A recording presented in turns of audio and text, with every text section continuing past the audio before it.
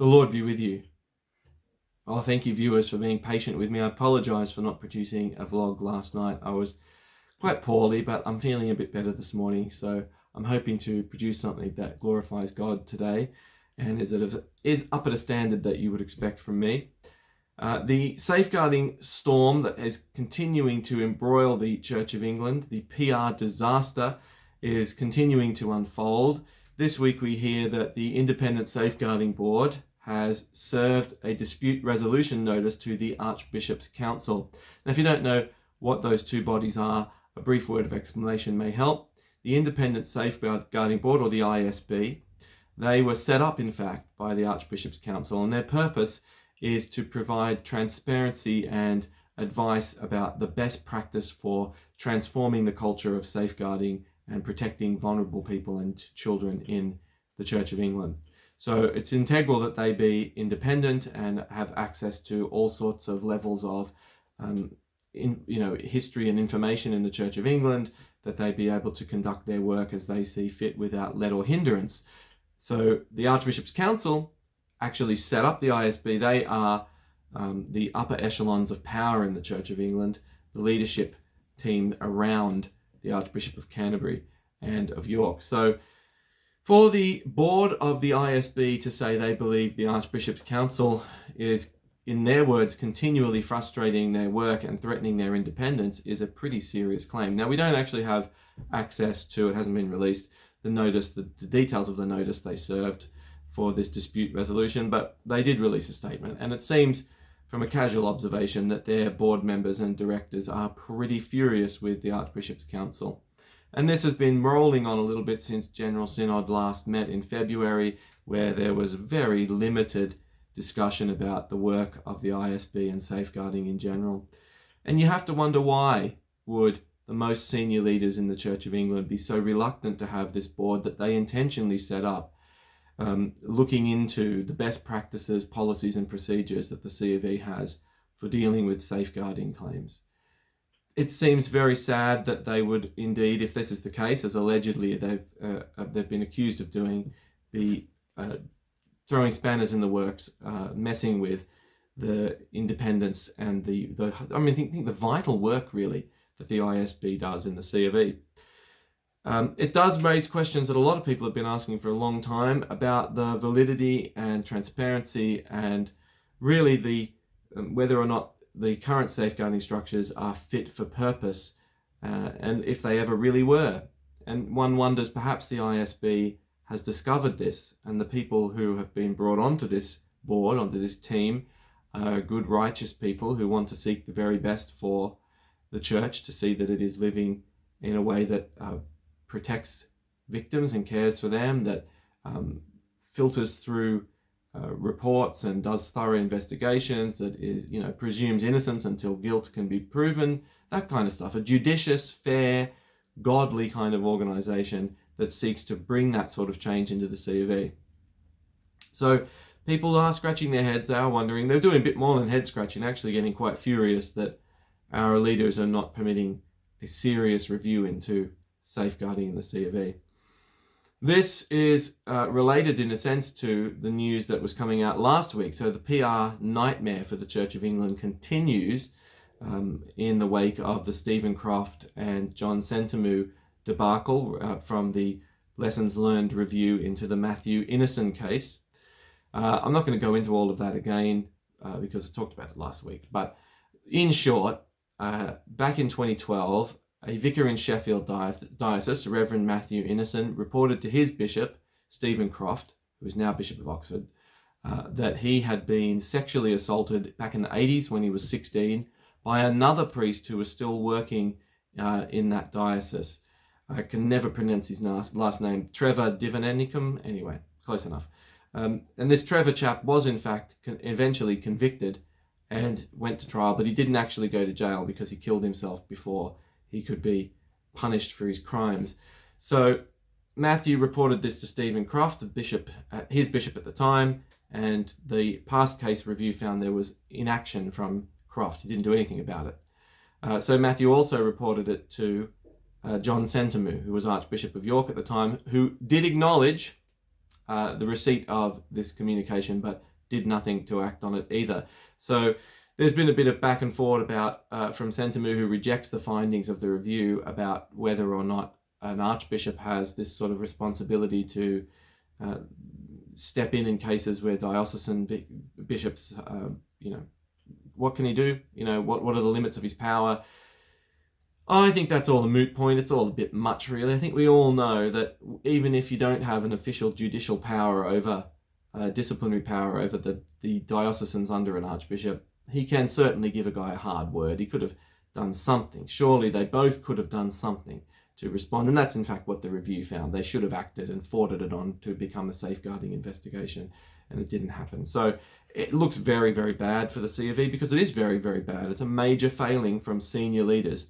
So in response to that, the Bishop of Newcastle revoked John Sentamu's license to permission to officiate as a retired bishop in her diocese. He's retired up to Newcastle. So that was the consequence, in a sense, for Sentamu, but Croft has seen no consequences. He's still carrying on as Bishop of Oxford, and there are rising calls for him to be suspended or for him to resign, and people are quite furious about it on social media, and even it's getting picked up in the mainstream media now. Croft, though, has dug his heels in and said, no, I'm not going anywhere. So this week saw a further development to this entire horrendous story, which your heart has to go out to Matthew Innocent in all of this, because he has fought a long fight for justice to see these bishops held to account who failed him when he reported this abuse he had suffered. He was brave in reporting the abuse to begin with, and then he's been very brave in campaigning for sexual abuse victims in the C of E for a long, long time. And this week, he's had to go through more drama as a spokesperson from Oxford Diocese released to the newspapers further information about the case in the past. So some people are asking if this was just a smear attack, because the information released pertained to the fact that Matthew had a clergy disciplinary measure levelled against him, which is for short is CDM. And for those who don't know, it's the most formal complaint that you can lodge against a clergyman in the C of E. It is meant to be exclusively for cases of abuse or very serious misconduct. What the spokesperson who released this to the papers did not mention in the news articles where they discussed this was that in fact that CDM was thrown out. So they tried to say, it's a more complicated case than may initially appear. It's not as black and white as it looks, between Croft and Innocent. And so, this guy had a CDM against him. You can't help but see that. I think most people with a logical brain will look at that and think this is an attempt to besmirch his character, or in the very least to distract from the drama that is surrounding Croft and the rising tide of people who want to see the guy sacked, basically. So this CDM was actually dismissed by Croft himself. So I think if you actually dig into it, if you scratch under the surface, and a great article on Anglican Ink does this, digs into and finds newspaper articles back from 2015, I think, or thereabouts, where while Matthew was still anonymous, was speaking to the newspapers and explaining that actually these CDMs were thrown out this CDM was thrown out by Bishop Croft himself. And interestingly enough, if you look at the content of the CDM, you can see why it was thrown out. People are looking at this on the Twitterverse and saying, well, it wasn't really massive misconduct. It wasn't really abuse. How could anyone level a CDM against someone for that purpose? So the details of this clergy disciplinary measure were simply that Matthew, on one dark night, had a knock at the door of the vicarage. It was a homeless person who was in desperate need, and he took the person in for 2 or 3 nights while trying to find a shelter that could care for the guy. Well, unbeknownst to Matthew, who was a vicar at the time, this guy was on the sex offenders register and was recently released from prison. So effectively, he was given a clergy disciplinary measure for Christian hospitality and for not being a mind reader. I mean, should he have done a DBS check before he looked after this man who was in desperate need? Is that what we're going to be expected to do? It's just impractical. He would have turned the guy away into the dark, cold night. So he tried to do the right thing. And he was in a sense, punished for it. But mind you, the punishment did not go through. It failed. So why on earth would this spokesperson not mention this is beyond me.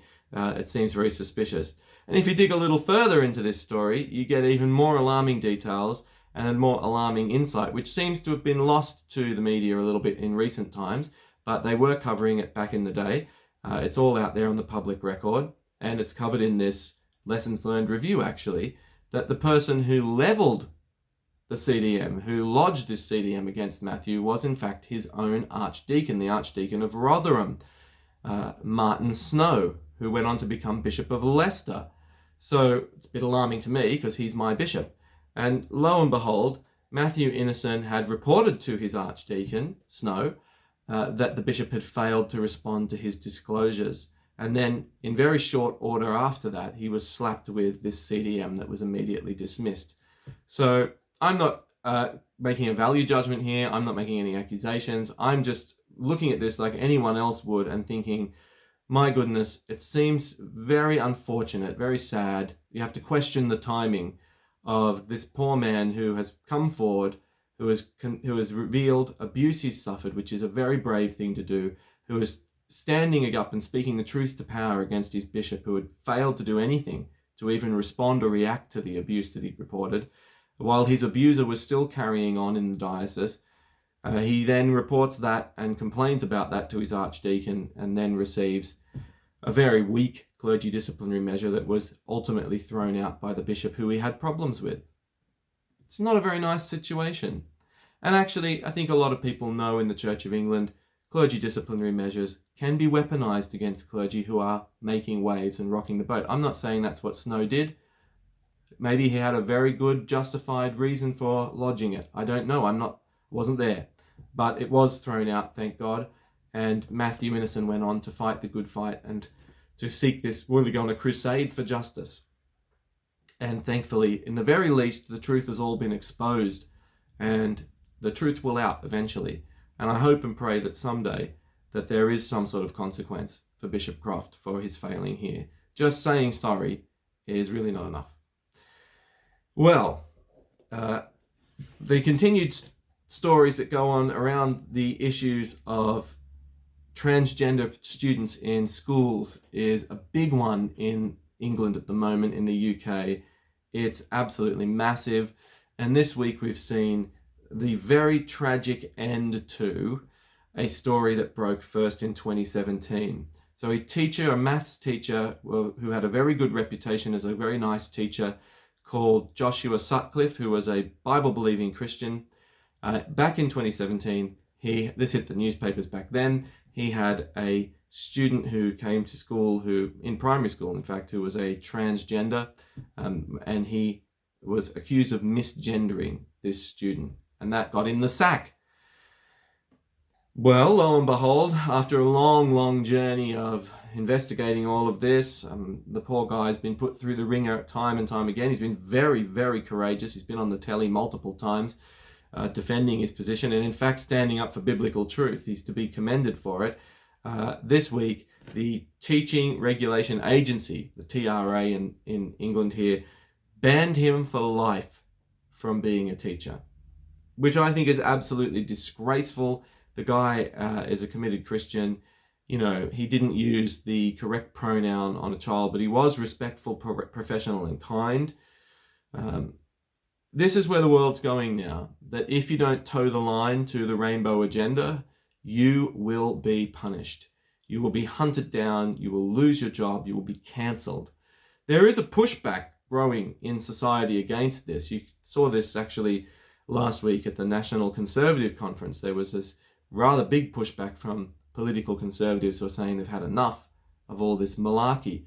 But you can't help but ponder, and I think this, maybe we've gone too far down the road now. The damage is done to our culture. Let's hope, like Nineveh, we can turn back. But I'm not going to, even Mr. Optimist here, I'm not going to hold my breath on that. So Joshua is now banned from being a teacher for forever. He must be heartbroken. It is unjust. It is horrendous. You know, I kind of saw it coming. I think a lot of people would have seen this end result coming, but By the same token, it's still heartbreaking to see injustice happen in the world, and in a society that used to call itself a Christian culture. So effectively, he's not free to have the conviction of his Christian faith that, he believes that we are made imago Dei, male and female, and he has to conform to what society says is right and wrong, or what the school says, or what the Stonewall says, whoever it is that has been advising the schools, or the TRA in this case. In fact, maybe Chuck, because TRA is the Time Regulation Authority from the Loki Disney Plus show. So he wasn't slapped with this terrible punishment by the Time Regulation Authority. He was slapped with it by the Teaching Regulation Agency. And, shame on them, I've got to say. It shows how woke the institutions of our culture have become. They've been captured by these activists now who hold the reins of power. It's the same in secular culture, and it's the same in the state church, in the Church of England. Woke activists hold the reins of power, and they will strike out at anybody who dares to challenge them. Right, I've got a final story that's very sad. Sad for me personally because I love a good robe, and sad for vicars everywhere. The iconic Whipple and Company vestment tailors of Devon are going to close by the end of the year permanently. They're going into foreclosure. Like so many businesses, it was the abominable COVID lockdowns that destroyed their business and sent them into this financial ruin. And I think as well the rise of cheap online vestments made in China that you can buy on the internet have led to this downfall of this great company. It's been around for over 200 years. I think they were founded in 1789. So they're really an institution that makes the most wonderful robes. I mean, I've served in every single parish I've served in, even in Australia, there's been at least one piece of Whipple and Co. vesture in the vestry cupboard.